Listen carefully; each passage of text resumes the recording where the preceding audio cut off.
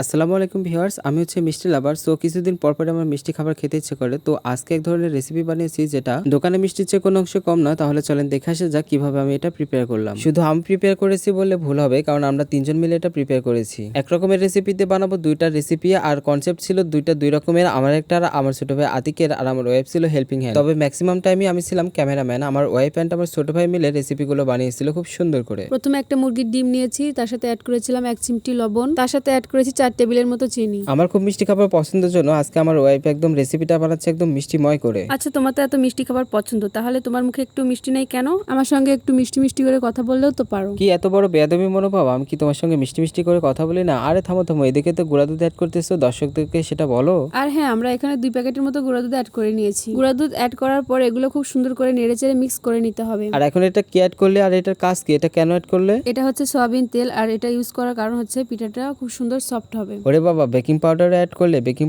করলে তো পিঠাটা একদম ফুলে ফেপে বিশাল বিশাল হয়ে যাবে। যে হারে কেকের দোকান ভাইরাল হচ্ছে আর কেকের বিজনেস একদম রমরমা চলতেছে, ভাবতেছি আমিও বিজনেস শুরু করে দিই নাকি। বউকে দিয়ে বাসায় কেক বানিয়ে নিয়ে যে আমিও যদি স্ট্রিটে বসি, তাহলে কিন্তু আমার বিজনেসটা রমরমা চলবে আর একদম আমি বড় লোকস হয়ে যাব। এটা অনেকটা কেক বানানোর রেসিপির মতোই। এখন এই পর্যায়ে সুজিটা অ্যাড করে নিয়েছে, তারপর এগুলো খুব সুন্দর মিক্স করে তেলে ভাজতে হবে। সুজিটা মিক্স করে সুন্দর করে সাইডে রেখে দিল। আর এখন এদিকে চিনি আর পানিতে কি বানাবে? ও হ্যাঁ, আমি তোর কাছে মিষ্টি খেতে চাইছি। সো মিষ্টি করার জন্য এটাকে কিন্তু রসে ভিজাতে হবে, যার কারণে এখন মিষ্টি সুরা বানানোর জন্য প্রথমে 1 কাপ পানি আর 1 কাপ চিনি দিয়ে সুন্দর করে এগুলোকে জাল করে ঘন করে নিতে হবে। চিনি আর পানি মিক্স করার পর এর মধ্যে 2টার মধ্যে এলাচ অ্যাড করে নিল, যাতে এটা খুব সুন্দর স্মেল বের হয়। চিনি সুরাটাকে বেশিক্ষণ জাল করতে হবে না, কারণ সমান সমান পানি এবং সমান সমান চিনি থাকার কারণে অল্প একটু জাল করে নিলে কিন্তু সুরাটা প্রিপেয়ার হয়ে যায়। তারপর কড়াইটা চুলার উপর বসিয়ে দিয়ে তেল গরম হয়ে আসলে তার মধ্যে এখন পিঠাগুলো একে একে ছেড়ে দিতে হবে। খুবই লো হিটে পিঠাগুলো ভেজে নিতে হবে, তা নাহলে কিন্তু উপরের লেয়ারটা একদম পুড়ে যাবে আর ভিতরের লেয়ারগুলো একদম কাঁচাই থেকে যাবে। এই তো দেখতে দেখতে একটা পিঠা অলমোস্ট ডান। আর ওখানে পিঠাটাকে সুন্দর করে উঠিয়ে চিনি সুরার মধ্যে চুবাতে হবে। পিঠাটা চিনির রসের মধ্যে ছেড়ে দেওয়ার সঙ্গে সঙ্গে কিছুক্ষণের মধ্যে একদম রস টেনে নিবে। আর রসে থেকে ওঠানোর পর পিঠাটার ফাইনাল লুক হবে এরকম দেখতে।